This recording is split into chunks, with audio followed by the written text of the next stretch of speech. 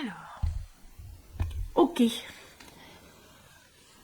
Ça tourne! Salut tout le monde! Alors ça fait méga longtemps qu'on n'a pas sorti de vidéo sur cette chaîne, mais ça y est, j'ai envie de reprendre et j'espère que vous serez présents avec nous pour regarder ce qu'on a à vous proposer avec Margot. Donc aujourd'hui, j'ai mon petit calepin parce que je reviens pour vous parler d'un sujet qui a été très important pour moi et c'est l'allaitement.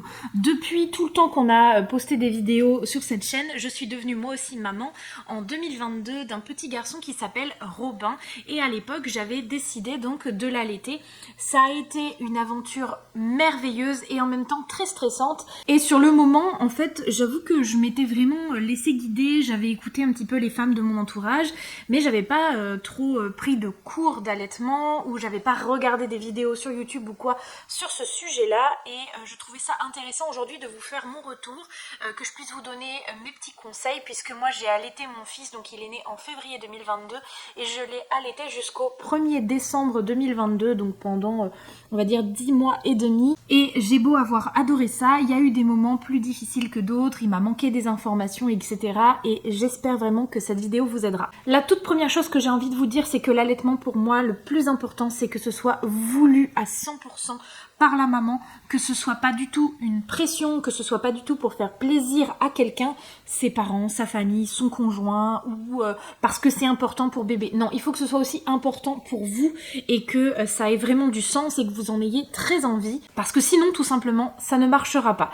Votre corps ne va pas suivre, votre mental ne va pas suivre et vous allez forcément beaucoup moins bien le vivre. Donc l'allaitement, ça commence plus ou moins déjà un petit peu pendant la fin de la grossesse puisque on a le colostrum, donc c'est le tout premier lait, c'est pas vraiment du lait, c'est pas ça qui va nourrir le bébé, c'est un peu les prémices, ce qu'il y a avant le lait qui va commencer à apparaître dans les derniers mois, parfois même un peu avant. J'ai l'une de mes cousines qui a accouché il y a pas longtemps et qui a perdu du colostrum pendant au moins 5 mois de sa grossesse, donc vraiment elle en a eu très tôt. Moi j'en ai eu vraiment le tout dernier mois et je le sais parce que un matin je me suis levée et j'avais une petite goutte en fait mouillée au niveau de mon téton sur ma chemise de nuit, sinon je l'aurais même pas su et ça ne m'a pas fait mal pendant la grossesse. Évidemment la poitrine grossit un peu tout au cours de la grossesse, au début c'est les hormones, à la fin c'est justement le colostrum qui est présent dans les seins, mais hormis ça j'avais pas eu grand chose. D'ailleurs un petit fun fact, c'est que moi mon bébé était annoncé très gros et que il fallait qu'il naisse un petit peu en avance et parmi les techniques naturelles que la sage-femme m'avait dit d'essayer, c'était de tirer mon lait pendant la fin de ma grossesse pour essayer d'activer un petit peu le déclenchement de l'accouchement. Bon, ça n'a pas fonctionné, mais voilà, c'est un petit truc rigolo. Et donc ensuite, vous avez votre accouchement. Là, vous accueillez bébé, vous prenez un shoot d'hormones terrible dans la tête et vous avez en plus de tout ce bonheur, le début de l'allaitement qui commence. Donc pour être complètement honnête avec vous, c'est bien sûr mon expérience, mais j'ai quasiment le même retour de toutes les personnes, toutes les femmes on va dire, de mon entourage que je connais. Les premières tétées, c'est assez douloureux. Ça fait mal tout simplement parce que votre téton n'est pas du tout habitué à être tétouillé comme ça pendant longtemps. En plus, il faut savoir qu'un bébé, ça a beau être tout petit, tout fragile, ça a beaucoup de puissance pour la succion. D'ailleurs, ça les fatigue énormément et souvent après les tétées, ils font une petite sieste pour récupérer de tous ces efforts. Alors, si je peux vous décrire un petit peu ce que ça fait la succion de bébé au début et puis en fait après aussi, hein, c'est comme si vous preniez donc un morceau de votre peau, vous le pincez comme ça avec un intervalle régulier, vous voyez, comme vraiment comme si le bébé tétait. Donc évidemment que là ça fait pas très mal, mais il faut imaginer ça pendant une demi-heure, toutes les 2-3 heures. Évidemment qu'au bout d'un moment, ça s'irrite et ça fait un petit peu mal. Mais bien évidemment, ça s'estompe au fur et à mesure des jours. Parfois même, ça ne fait pas mal du tout. Ça varie vraiment d'une femme à une autre. Et ça varie aussi en fonction de la forme de votre téton. Ça, c'est très important. Moi, j'ai les tétons très plats. C'est-à-dire que je n'ai quasiment rien qui sort que le bébé pouvait attraper pour téter. Donc moi, j'ai été obligée d'investir dans des bouts de sein, tout simplement parce que sans, je ne pouvais pas allaiter mon bébé. On a pas essayé avec les sages-femmes à l'époque, mais moi je le savais d'avance. D'ailleurs, j'en avais acheté avant même d'accoucher parce que je savais que j'en aurais besoin pour nourrir mon bébé. Et donc en fonction de la taille et de la forme de votre téton, ça fait plus ou moins mal aussi en fonction de comment le bébé doit mettre sa bouche autour de votre sein pour réussir à téter. Donc la plupart du temps, quand vous souhaitez allaiter, ou pas d'ailleurs, on vous propose ce qu'on appelle maintenant la tétée d'accueil. C'est la toute première tétée juste après la naissance. Ça peut parfois même être instantané. Je sais qu'il y a des bébés qui, à peine posés sur la maman, sortis du ventre, cherchent déjà le sein. Donc ça peut être dans les minutes ou les heures qui suivent votre accouchement. Donc là, moi, j'avais pas en fait pris mes bouts de sein avec moi pour l'accouchement parce que je ne savais pas qu'on me proposerait déjà d'allaiter bébé. Et du coup, j'ai essayé avec les sages-femmes qui étaient là de mettre mon fils au sein. Mais en fait, ça l'a énervé parce qu'en fait, il était là, il cherchait partout, mais il trouvait pas où c'était le pot, mon petit cœur. Après, tout est revenu dans l'ordre grâce au bout de sein. Mais c'est vrai que sur le moment, c'était un peu le fouillis. Mais ça, bien sûr, c'est à cause de mes tétons plats. Sinon, en règle générale, on vous propose donc de faire cette fameuse tétée d'accueil. Donc là, vous l'aurez bien compris, c'est pas du lait, c'est du colostrum. Donc il n'y en a pas énormément, mais il est très nutritif et il apporte plein de bonnes choses à votre bébé. C'est pour ça que souvent, même quand vous voulez pas allaiter par la suite, on vous propose de faire cette première tétée. Ça peut être un moment très doux où vous découvrez aussi, vous continuez à découvrir votre bébé et puis ça n'engage à rien. Vous n'êtes pas obligé de poursuivre l'allaitement par la suite. Mais voilà, je crois que ça a vraiment plein de vertus, même en termes de santé, ça apporte des anticorps, des choses comme ça, pour pas qu'ils soient malades, etc. Donc moi, on avait essayé un premier sein, voyant le fiasco, on n'avait pas tenté plus que ça. En plus, mon fils avait pas spécialement faim parce qu'il s'est pas mis à pleurer finalement de pas pouvoir téter. Donc en fait, on a attendu que je sois revenue dans la chambre de l'hôpital pour vraiment lui proposer avec le bout de sein et ça a été instantané.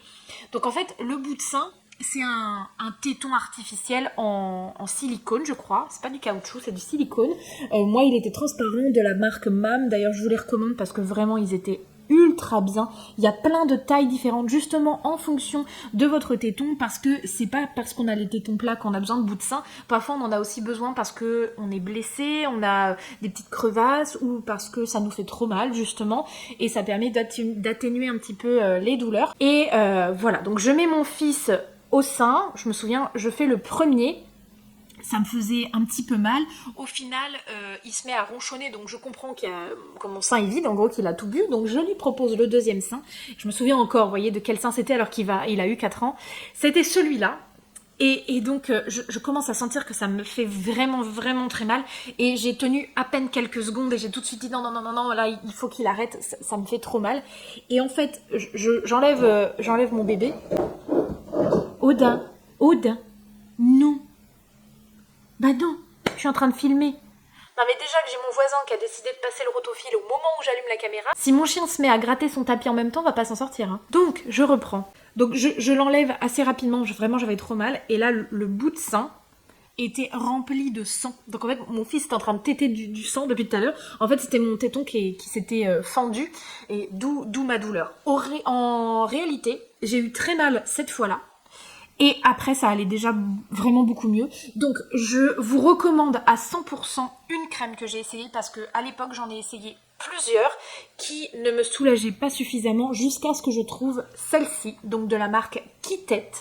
Elle est très grasse, ce qui fait que quand vous la mettez, vous en avez pour des heures de protection en fait. Vraiment, je sais que moi j'en mettais le soir avant de me coucher et le lendemain matin j'en avais encore un petit peu et c'était radical, ça m'a sauvée parce que voilà, je veux vraiment pas trop remuer le couteau dans la plaie pour celles qui attendent leur bébé ou qui ont un peu peur de l'allaitement. Clairement les premiers jours, ça pique, ça tire et ça fait un peu mal, en tout cas pour mon expérience, et c'est grâce à cette crème là que j'ai pu continuer mon allaitement, sinon très clairement j'aurais arrêté tellement j'avais mal. Et je sais aussi parfois, pas par mon expérience mais par celle d'autres femmes de mon entourage, que parfois il faut aussi s'armer un petit peu de patience et qu'effectivement les 2-3 premières semaines peuvent être difficiles et qu'en fait après tout revient dans l'ordre et votre allaitement peut durer des mois et des mois et des mois par la suite sans que vous ayez aucune douleur et que tout se passe bien. Mais voilà, parfois les débuts peuvent être un peu cafouilleux. Et en gros, les 2-3 premiers jours jusqu'à votre montée de lait, vous allaitez votre bébé plus ou moins à la demande. Donc c'est-à-dire quand il se réveille et que vous sentez qu'il est chouineur, qu'il essaye de téter un peu dans le vide. Donc ça peut aller de toutes les 1h30, 2 heures à toutes les 5 heures en fonction de quand il dort, etc. Et ensuite, vous avez la fameuse montée de lait. Donc la montée de lait, c'est la première fois que vos seins vont se remplir de lait. Et autant vous dire qu'ils font du zèle. C'est-à-dire que ils font le stock et souvent ils font très mal. Parce qu'en fait, ils se remplissent. Et je me souviens que moi, c'est arrivé un matin de mémoire. Donc je me suis réveillée le matin.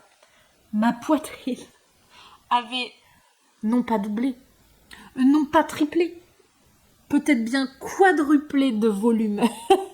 Mes seins étaient énormes et ils étaient mais durs comme du bois. Horrible. Et évidemment, mon bébé dormait. Et il a dormi pendant 5 heures. Donc, deuxième petit conseil, ayez un tire-lait, même si vous ne voulez pas l'utiliser pour faire du stock, même si vous n'avez pas l'intention de tirer votre lait par la suite, vous en aurez probablement besoin, que ce soit au moment de la montée de lait ou plus tard, justement, si vous n'en pouvez plus, que vos seins sont remplis de lait et que bébé dort et que il vient de s'endormir, donc vous savez que vous avez au moins 2 heures d'attente. Je vous dis pas de tirer votre lait au total, de vider vos seins, mais d'enlever un petit peu de pression. Donc là, moi, je me souviens très bien que ce jour-là, donc je me suis réveillée avec les seins énormes et mon fils donc dormait. Je me suis pris une douche et l'eau chaude me faisait couler les seins. C'est-à-dire qu'en fait, le lait coulait. Mais limite, ça faisait un jet, quoi. Tellement ils étaient remplis. Mais moi, je vous avoue que j'ai tenu peut-être 1 heure après la douche et j'ai fini par tirer un peu mon lait juste pour enlever un peu de pression en attendant que mon fils se réveille. Donc moi, je vous conseille, c'est pas obligatoire du tout, mais je vous conseille d'investir vraiment au minimum d'argent, hein, le premier prix dans un tire-lait, pourquoi pas même manuel ou ce que vous voulez, mais juste pour que vous ayez une porte de secours en cas de montée de lait au mauvais moment, en cas de, pareil, votre bébé qui dort beaucoup alors qu'il y avait une tétée ou quoi et que vous en pouvez plus, que vous avez trop mal, et ben voilà, ça peut sauver la vie. Surtout que pour celles qui ne le savent pas, le lait ça se conserve très bien, vous pouvez tout à fait le congeler et le décongeler plus tard quand vous voudrez le donner à votre bébé. Surtout ne jetez pas votre lait, c'est tellement précieux. Alors je me suis rendu compte au montage que j'avais oublié de vous parler de quelque chose qui est hyper important, que je ne connaissais pas et qui m'a beaucoup surpris. Ce sont les tranchées, donc ce sont des contractions très spécifiques qui apparaissent bien après l'accouchement, puisque c'est quand vous allaitez votre bébé et qui ont pour rôle justement de contracter votre utérus pour qu'il retrouve sa forme et sa taille de base avant l'accouchement. Et la nature est tellement bien faite, c'est-à-dire que votre corps, comprenant que vous êtes en train d'allaiter votre bébé, se dit que votre bébé n'est plus dans votre ventre et que par conséquent il doit retrouver sa taille normale. Et du coup voilà, ça vous fait des contractions qui arrivent du coup pendant que vous allaitez bébé et qui font quand même assez mal. Ça fait des douleurs de début de travail, donc vraiment cette douleur de ventre qui se durcit et qui dure pendant quelques secondes, on va dire une trentaine de secondes, et qui repart et qui vient et qui repart et qui vient et qui repart le temps que vous allaitez votre bébé. Ça ne dure pas très longtemps, je dirais que c'est les 3 premiers jours maximum, mais c'est bon à savoir parce que j'ai eu très peur sur le moment. Je me suis dit oula, qu'est-ce qui se passe, je suis en train de faire une hémorragie et tout. Non, c'est absolument naturel et c'est même très bien fait. Ensuite, je me suis noté quand même un petit truc parce que j'ai trouvé que dans les premiers jours de vie de bébé, c'était un peu difficile de savoir s'il avait faim ou s'il avait vraiment juste envie de téter. Parce qu'en fait, je me suis rendu compte que mon bébé pleurait beaucoup au début. Et j'avais tendance à le mettre tout le temps au sein parce que je pensais qu'il avait faim. Parce que, pour que vous compreniez bien, mon fils donc était effectivement très gros. Et du coup, un bébé qui est plus gros que la norme, ça a aussi des besoins plus importants que la norme. Donc disons qu'un bébé qui fait 3 kg, 3 kg 2 n'a pas les mêmes besoins en termes de quantité de lait qu'un bébé qui fait 4 kg 5. On se comprend. Et du coup, je trouvais ça un peu difficile de savoir si en fait il avait pas juste besoin de tétouiller, donc une tétine suffisait, ou s'il avait besoin vraiment de boire. Donc je sais que ça m'avait pas mal inquiété sur le moment. J'avais tout le temps peur de manquer de lait en fait, parce que ce qui est compliqué dans l'allaitement, comparé à un biberon, c'est que vous ne savez pas la quantité que votre bébé boit. Des fois, il s'endort au sein, donc vous savez pas s'il a vidé votre sein ou s'il s'est juste endormi parce qu'il était fatigué.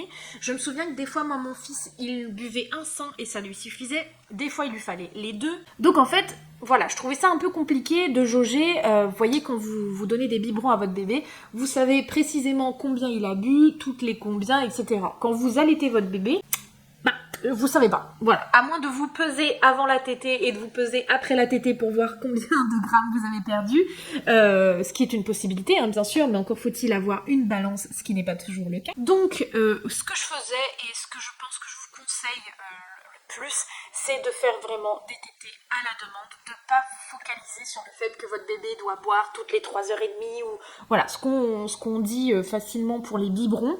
Je pense que pour l'allaitement, c'est beaucoup plus libre, c'est-à-dire que effectivement parfois votre bébé il va boire que un sein, du coup forcément qu'il aura plus vite faim que s'il avait bu les deux. Au final quand on allaite, on donne à manger à son bébé quand il a faim tout simplement, et il boit ce qu'il a besoin de boire, et voilà, c'est comme ça que je me rassurais. Et il faut juste éviter évidemment de mettre son bébé au sein tous les quarts d'heure ou toutes les demi-heures, parce que les sages-femmes m'expliquaient qu'en fait ça leur faisait plus mal au ventre qu'autre chose de boire plein de petites quantités. Donc il faut quand même que quand vous le mettez au sein, c'est pour qu'il boive une certaine quantité, pas juste 2 petites toutouillettes et puis c'est fini. Parce que du coup, effectivement, elle me disait que ça engendrait des coliques, ça engendrait du mal au ventre, parce qu'en fait, du coup, son estomac et ses intestins n'ont pas le temps de digérer, c'est tout le temps rempli, tout le temps en fonctionnement, en fait, en gros. Donc ensuite, voilà, je reviens à la montée de lait qui a lieu à peu près 3 à 5 jours après votre accouchement. Ça dépend justement, si votre bébé a beaucoup tété le colostrum, ça va avoir beaucoup stimulé votre montée de lait. Et ensuite, donc, vous avez vos tétées toutes les 2 à 5 heures en fonction de votre bébé, jour et nuit y compris. Moi, mon fils était assez régulier au niveau des tétées une fois qu'on est rentré à la maison. Je dirais que de ces 2-3 semaines de vie jusqu'à au moins ces 3 mois, il avait besoin de boire toutes les 2h30 à 3h. C'était de mieux en mieux plus le temps passait, mais c'était quand même relativement court parce que les tétées étaient assez longues. Il tétait au moins une bonne demi-heure, et du coup quand il avait besoin toutes les 2h30, vous vous dites que vous avez donné une tétée par exemple à 10h. Elle a duré jusqu'à 10h30. Et à midi, c'est déjà une tétée d'une demi-heure, ou si c'est pas plus. En plus, souvent, il s'endormait sur moi, donc après, j'étais un peu coincée, etc. Mais bref, ça, c'était vraiment le tout début. Et après, ça s'est espacé un peu. Sachant que moi, à partir de 3 mois, à cause, je pense, quand même de l'utilisation permanente, en fait, des bouts de sein, et de la taille et du poids de mon fils, j'ai assez vite plus eu assez de lait pour lui. Donc, je crois qu'à partir de 2 mois et demi, j'ai commencé à devoir lui donner des biberons en plus de l'allaitement. Mais j'avais pas du tout envie d'arrêter l'allaitement. Et d'ailleurs, si vous n'avez pas envie d'arrêter, n'arrêtez pas. Même si votre lait n'est pas suffisant, c'est pas grave, vous pouvez tout à fait avoir un allaitement mix, c'est comme ça que ça s'appelle, c'est-à-dire donner et des biberons et votre sein. D'ailleurs, souvent, quand on reprend le travail, on est plus ou moins obligé d'arrêter l'allaitement exclusif, parce que du coup, quand on est au travail, on peut pas allaiter bébé. Mais vous pouvez tout à fait, donc, soit tirer votre lait au travail et du coup le congeler et le donner à votre nourrice, à la maman, à la crèche, voilà, là où votre enfant est gardé, ou à votre mari, si c'est votre mari, votre mamie, ce que vous voulez. Ou alors, réduire votre lactation en ne donnant plus que le matin et le soir et la nuit à votre bébé s'il en a besoin. Et les week-ends, etc. Enfin voilà, ça n'altère en rien. Évidemment que si vous ne tirez pas votre lait, votre lactation va forcément diminuer. C'est-à-dire que vous allez avoir de moins en moins de lait. Mais finalement, pour votre poitrine, que ce soit bébé qui tète ou que ce soit un tire-lait qui vide le sein, c'est la même chose. Donc en fait, si vous continuez à tirer votre lait, votre lactation va continuer de la même façon. Et ensuite, mon fils a très vite besoin de la diversification alimentaire par rapport à son poids également. Donc en accord avec les pédiatres et même sur leur demande, allemande, on a assez vite commencé à introduire les petits pots, donc vers 4 mois et demi je crois pour mon fils, en plus du coup de l'allaitement et du lait. J'avais toujours du coup en fait cette alternance entre l'allaitement et les biberons et les aliments solides, bon en purée du coup vous aurez compris, mais du coup ce que je faisais c'est que la nuit il n'y avait jamais de biberon, c'était toujours mon sein et je lui donnais toujours au moins le matin et le soir, sachant que ce qui s'est vite mis en place on va dire à partir de 6 mois, c'est que donc la nuit je l'allaitais s'il avait besoin, s'il se réveillait ou quoi. Le matin souvent vers 6-7 heures il était réveillé, donc je lui donnais le sein dans le lit et souvent il se rendormait jusqu'à 8-9 heures où là il avait un biberon. Et le soir c'est pareil, il avait son repas du soir, donc vers 19h30 quelque chose comme ça, il avait son biberon ou son petit plat etc. Et ensuite juste avant de dormir je lui redonnais le sein et souvent il s'endormait au sein d'ailleurs à cette période-là. Et la journée, c'était donc soit le biberon, soit les petits pots, et l'allaitement, c'était sur demande, c'est-à-dire que s'il en avait besoin ou envie, même parfois juste pour faire un petit câlin, c'est ça que je trouvais trop beau dans l'allaitement, c'était les moments où il fait des caresses pendant qu'il tète, franchement j'ai adoré cette période-là, et je vous jure que j'étais super triste d'arrêter l'allaitement. Si j'ai arrêté, c'est parce que je n'avais plus rien dans les seins, et qu'en fait mon fils ne voulait plus téter. En fait, à la fin, je l'allaitais tellement juste pour le plaisir qu'en fait j'avais quasiment plus de lait dans la poitrine et du coup il buvait essentiellement des biberons et en fait au final quand je lui présentais mon sein il tournait la tête, il en voulait plus. Donc je me souviens parfaitement de la dernière fois que je l'ai allaité puisque c'était au réveil un matin, donc le 1er décembre 2022, et j'ai pris des photos et des vidéos de ce moment-là parce que quand on aime allaiter, quand l'allaitement est un vrai plaisir, ça fait un petit truc au cœur quand c'est la dernière fois. Alors ensuite pour l'allaitement la nuit, donc mon expérience c'est que notre fils a dormi avec nous et d'ailleurs il dort toujours dans notre chambre, il a son lit mais il dort dans notre chambre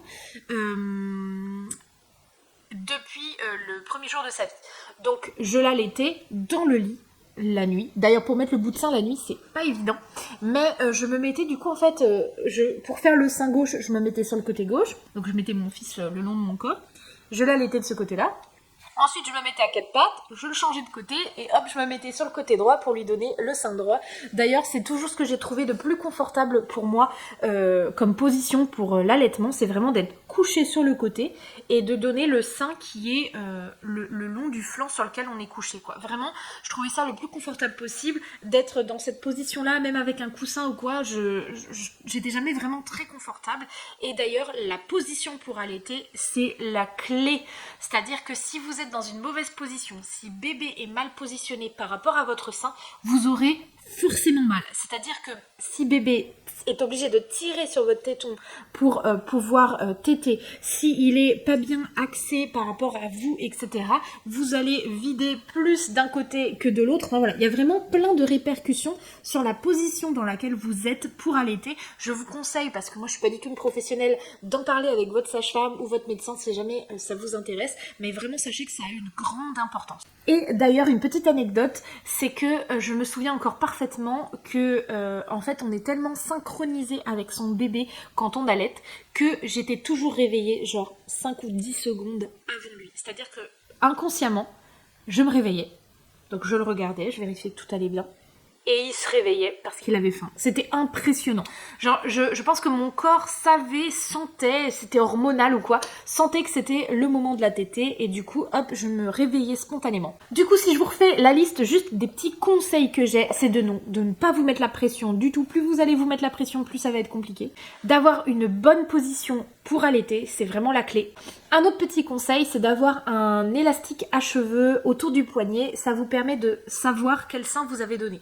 Donc soit vous alternez une tétée sur l'autre, un coup c'est le sein droit, un coup c'est le sein gauche, et du coup vous changez votre élastique. Si vous donnez les deux seins à votre bébé à chaque tétée, vous mettez l'élastique sur le sein par lequel vous avez terminé. Parce que en principe, mettons vous commencez par le sein droit, votre bébé va le boire forcément en entier. Et ensuite vous faites le sein gauche. Et bien peut-être qu'il va pas avoir suffisamment faim pour le boire en entier, donc il en restera un peu. Donc dans ces cas-là, pour éviter que le sein gauche produisent moins de lait que le sein droit, surtout la fois d'après, vous commencez par le gauche, comme ça vous êtes sûr que votre bébé le boit en entier avant de faire le droit. Et vous alternez comme ça. Et donc pour se souvenir de quel sein vous avez donné en dernier ou de quel sein vous avez donné à la tétée d'avant, vous pouvez mettre un petit élastique à cheveux au niveau de votre poignet. Et du coup, mettons là l'exemple que je donnais, vous avez commencé par le droit puis le gauche, bah vous mettez l'élastique sur votre poignet gauche. Donc vous savez que la fois d'après, vous devez commencer par le gauche puis le droit. Et donc à la fin de la tétée, vous le remettez sur le bras droit. Ensuite, du coup, pour le matériel que vraiment je vous encourage à acheter, c'est du coup, vous l'aurez compris déjà, un tire-lait, même si vous n'avez pas l'intention de tirer votre lait, d'avoir des bouts de sein. Pourquoi pas? Parce que du coup, vous pouvez pas savoir à l'avance ce que vous allez ressentir. Pour autant, vous n'aurez pas mal du tout, et vraiment tant mieux pour vous. Mais pour autant, vous allez avoir tellement mal qu'en fait, vous allez avoir envie d'arrêter l'allaitement, alors que les bouts de sein pourraient vous permettre de continuer un petit peu, ou juste de soulager vos tétons le temps que ça aille mieux. La crème dont je vous ai parlé, n'importe laquelle à base de lanoline, évidemment des soutiens-gorge d'allaitement, parce que très clairement, sur la fin du coup, je mettais parfois des soutiens-gorge normaux, quand mon fils avait 9 ou 10 mois. Et ben c'est pas pratique du tout, je vous assure que les coques à mettre en dessous, ça pince le sein et parfois même ça peut bloquer la circulation du lait correctement. Donc vraiment les soutiens-gorge d'allaitement qui ont les petits clips qui permettent de se détacher et qui sont tout mous sont vraiment beaucoup plus pratiques. Je vous conseille aussi du coup d'avoir des coussinets d'allaitement en cas de fuite, surtout au début. Vous en avez des jetables ou des lavables, ça c'est en fonction de ce que vous avez l'habitude. D'avoir pourquoi pas du coup de quoi congeler votre lait. Moi j'avais acheté des petite tupperware qui était fait exprès, qui était gradué pour savoir la quantité de lait qu'il y avait dedans, sur lequel on pouvait écrire la date et ça pouvait s'effacer, enfin bref, au lavage. De la marque MAM aussi d'ailleurs, je crois. D'avoir du coup des biberons pour pouvoir donner le lait que vous aurez congelé. Pourquoi pas avoir un petit carnet ou une petite feuille sur laquelle vous notez les horaires des tétées. Ça vous permet de savoir à peu près toutes les combien de temps il a tété. Parfois les sages-femmes le demandent. En tout cas, je sais que pendant votre séjour à la maternité, vous devez tout noter sur un petit carnet. Les tétées, les changements de couches, etc. Bon, du coup, je pense que j'ai vraiment exploré tout le sujet de l'allaitement.